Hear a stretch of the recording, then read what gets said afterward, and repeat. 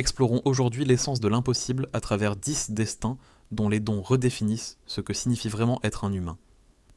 Entre science et mysticisme, ces individus repoussent les frontières du biologique pour nous offrir un aperçu de l'infini potentiel de notre espèce.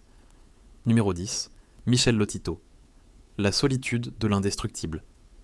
Michel Lotito n'était pas seulement un homme capable de manger du métal, il était le symbole d'une résilience biologique qui frise le mystique. Imaginez un instant la vie d'un homme qui regarde une bicyclette, un lit en fer ou un avion. Cessna 150 non pas comme des objets utilitaires, mais comme des éléments nutritifs de son propre métabolisme. Surnommé Monsieur Mange-Tout, Michel possédait une paroi stomacale et intestinale 2 fois plus épaisse que la normale, une anomalie doublée de suc gastrique d'une puissance corrosive hors du commun. Mais au-delà de la performance foraine, il y a une dimension humaine poignante, celle de l'adaptation à une différence radicale qui l'isolait du reste du monde à chaque repas. Toute sa vie, il a transformé l'ingestion de l'inerte en une forme d'art brut, consommant près de 9 tonnes de métal au fil des décennies. On imagine souvent la douleur atroce que provoquerait le passage du verre pilé ou de l'acier dans l'œsophage, mais pour Michel, c'était une routine, une communion étrange avec la matière la plus dure. Paradoxalement, il confiait que les aliments mous, comme les œufs durs ou les bananes, le rendaient malade. Son histoire nous interroge sur la capacité du corps à accepter ce qui devrait physiquement le détruire. Il nous laisse l'image d'un homme qui a littéralement digéré les obstacles du monde moderne, nous rappelant que notre physiologie possède des profondeurs d'adaptation que la science médicale peine encore à cartographier totalement. Il était l'alchimiste inversé, transformant l'or industriel en énergie vitale. Numéro 9. Isao Machi, le rythme du silence. Dans le vacarme du monde moderne, Isao Machi incarne une forme de silence millénaire. Ce maître du sabre japonais, héritier spirituel des samouraïs, ne se contente pas de trancher des objets à des vitesses fulgurantes. Il semble opérer dans une faille temporelle, là où les réflexes humains ordinaires s'arrêtent. Sa capacité à couper en deux une balle de fusil en plastique, lancée à 160 km/h et minuscule comme un grain de riz, ne relève pas seulement de la coordination œil-main, mais d'une intuition précognitive. Pour Isao, le mouvement commence dans l'esprit bien avant que la lame ne quitte le fourreau. Il ne voit pas l'objet avec ses yeux, il en ressent la trajectoire dans l'espace-temps. C'est ici que l'émotion naît, dans cette quête absolue de perfection où l'homme et l'acier ne font qu'un. Voir Isao en action, c'est assister à une danse avec l'invisible. Ses mouvements sont si rapides qu'ils échappent à l'œil nu, nécessitant des caméras haute vitesse pour être décomposés. Il nous enseigne que la concentration extrême, portée à son paroxysme, peut briser les barrières de la perception sensorielle classique. Il ne s'agit pas de force brute, mais d'une harmonie totale avec l'instant présent, un état de mouchine ou sans pensée. Sa vie est un rappel vibrant que, même à l'ère de l'intelligence artificielle et des capteurs de précision, l'esprit humain reste la machine la plus sophistiquée, capable d'anticiper le futur immédiat par la simple maîtrise de son énergie interne. Numéro 8. Liam Hoekstra, le poids de l'héritage. Liam n'était qu'un bambin lorsqu'il a commencé à manifester une force surnaturelle, soulevant des meubles de salon et réalisant des tractions que des adultes entraînés ne pouvaient égaler. Atteint d'une rare mutation génétique bloquant la protéine de myostatine, son corps ne connaît pas de limites à la croissance musculaire. Contrairement au commun des mortels, son organisme ne freine pas le développement de ses fibres. On l'a surnommé le Mini Hulk, mais derrière ce titre de bande dessinée se cache un petit garçon dont la force est à la fois un don génétique et un mystère médical. À 3 ans, il possédait déjà 40% de masse musculaire de plus que ses pairs, avec une graisse corporelle quasi inexistante. L'émotion ici réside dans la pureté de l'enfance confrontée à une puissance titanique. Liam ne cherchait pas la gloire ou les records, il bougeait, grimpait, et soulevait parce que son corps, cette machine de guerre biologique, le lui dictait. Son histoire nous confronte à la loterie génétique de la vie et au concept de l'évolution en marche. Elle nous montre que la force ne vient pas toujours de la souffrance, du sacrifice ou de l'entraînement intensif, mais parfois d'une simple erreur d'écriture dans notre code source, transformant un enfant ordinaire en une preuve vivante des capacités latentes de notre espèce. C'est une histoire de curiosité et d'émerveillement face aux caprices magnifiques de la nature, qui décide parfois, sans raison apparente, de créer un Hercule moderne au milieu d'une banlieue paisible. Numéro 7. Stig Severinsen, le dernier souffle. Pour la plupart d'entre nous, l'oxygène est un droit acquis, un automatisme biologique auquel on ne pense jamais. Pour Stig Severinsen, c'est un privilège qu'il a appris à suspendre par la force de la volonté. En tenant son souffle sous l'eau pendant plus de 22 minutes, Stig n'a pas seulement battu un record du monde, il est entré dans un état de transe où le temps et la biologie s'arrêtent. Sa quête est profondément spirituelle et scientifique. Docteur en médecine et maître yogi, il a appris à ralentir son rythme cardiaque à un niveau presque imperceptible, apaisant ses cellules pour qu'elles consomment le minimum vital, devenant presque végétal le temps d'une immersion. Il y a une beauté tragique et sublime dans ce silence subaquatique, là où la moindre panique signifie la mort. Stig nous montre que la maîtrise totale du corps passe inévitablement par la maîtrise de la peur primaire, celle de la suffocation. Dans ce monde de pression écrasante et de bleu infini, il trouve une paix intérieure que peu connaissent sur la terre ferme. Il décrit cet état comme un retour à l'utérus maternel, une déconnexion totale des stimuli extérieurs. Son message est universel. Notre respiration est le pont sacré entre notre esprit conscient et notre biologie inconsciente. En la maîtrisant, nous pouvons repousser les frontières de la douleur, de l'anxiété et de la panique pour atteindre une sérénité absolue, prouvant que l'homme peut redevenir un mammifère marin s'il accepte de faire taire son ego. Numéro 6. Alain Robert. L'homme qui caressait le ciel. Alain Robert, le Spider-Man français, est sans doute l'un des hommes les plus courageux ou les plus fous de notre époque.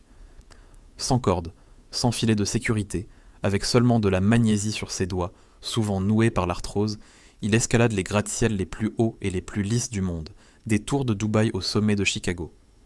Chaque ascension est une prière lancée au vide, un dialogue serré avec la gravité.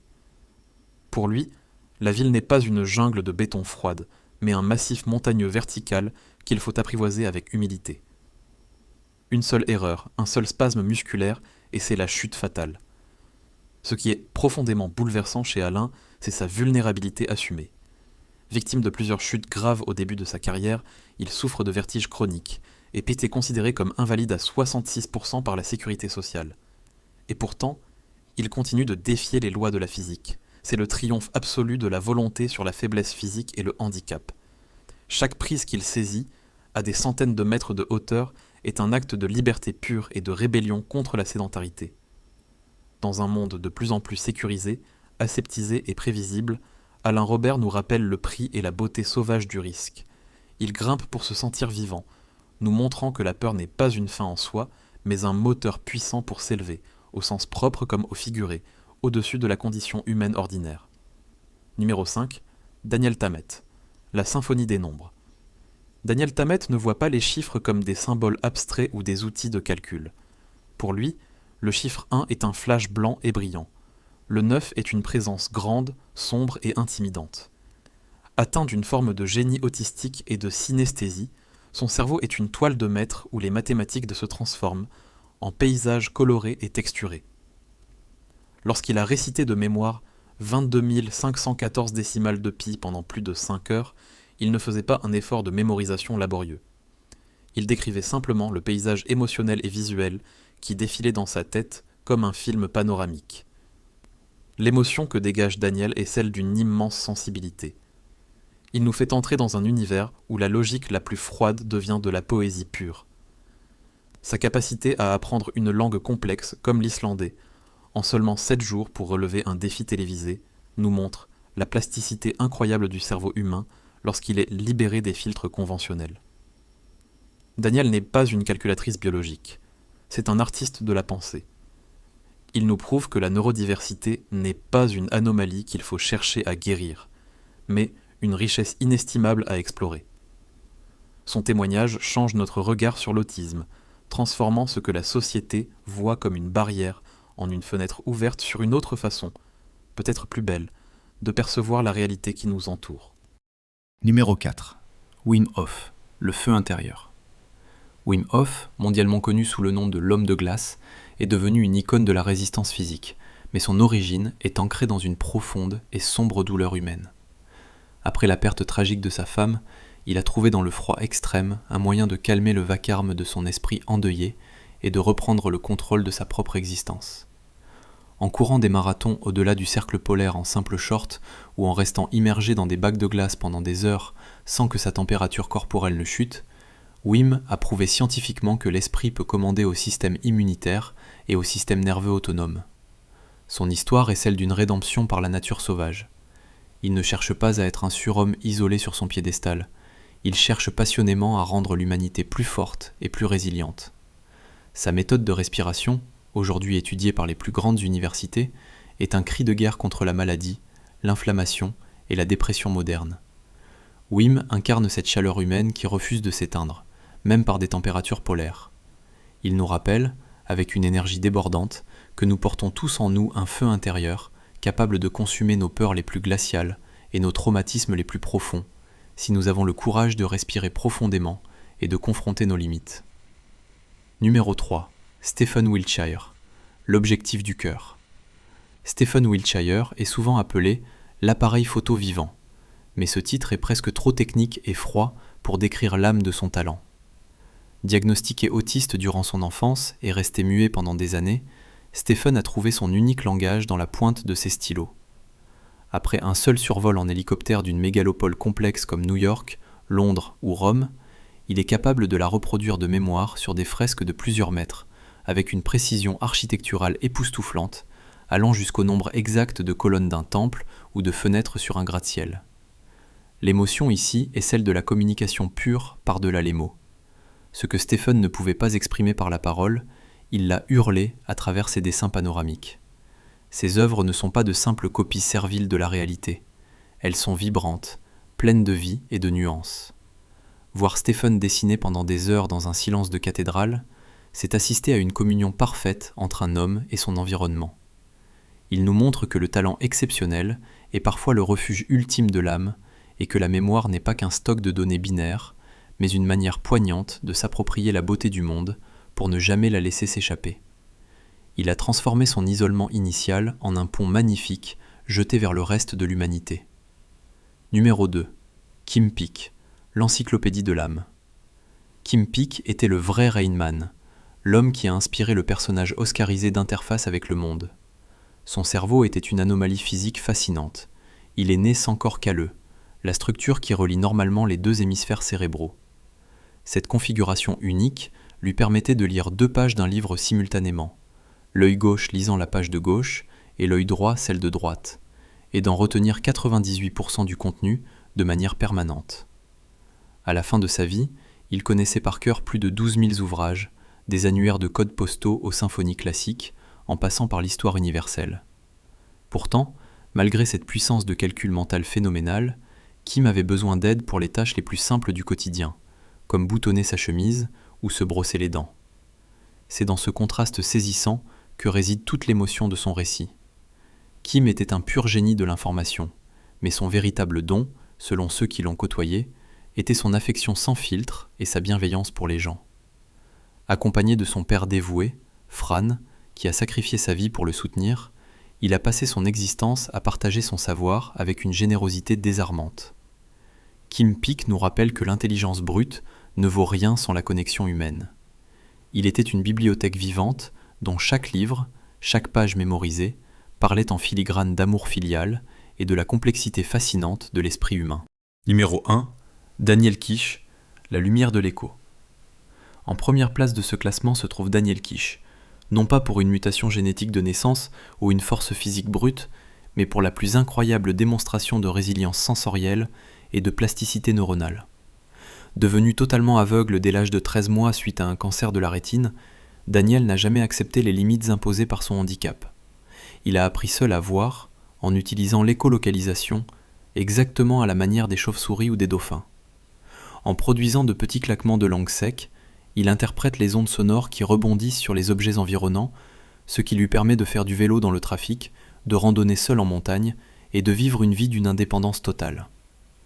L'histoire de Daniel est le sommet de ce que l'on peut appeler l'humanisation de la technologie biologique. Il a transformé son obscurité éternelle en un paysage sonore détaillé et vibrant.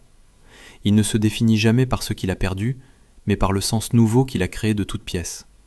Sa capacité à percevoir les formes, les distances, les textures et même la densité des objets par le seul retour du son est une preuve éclatante que le cerveau humain n'a pratiquement aucune limite lorsqu'il s'agit de s'adapter pour survivre et s'épanouir.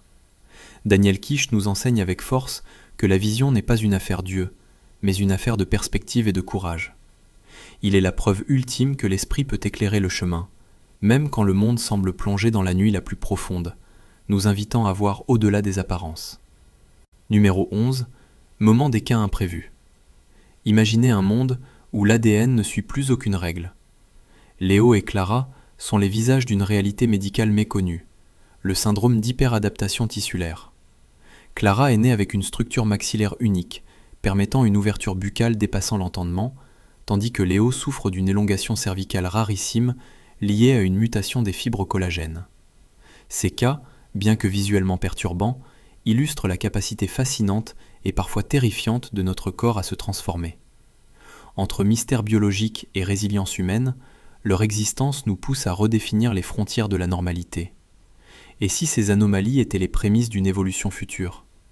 Puisse cette odyssée au cœur du potentiel humain vous inspirer à briser vos propres chaînes.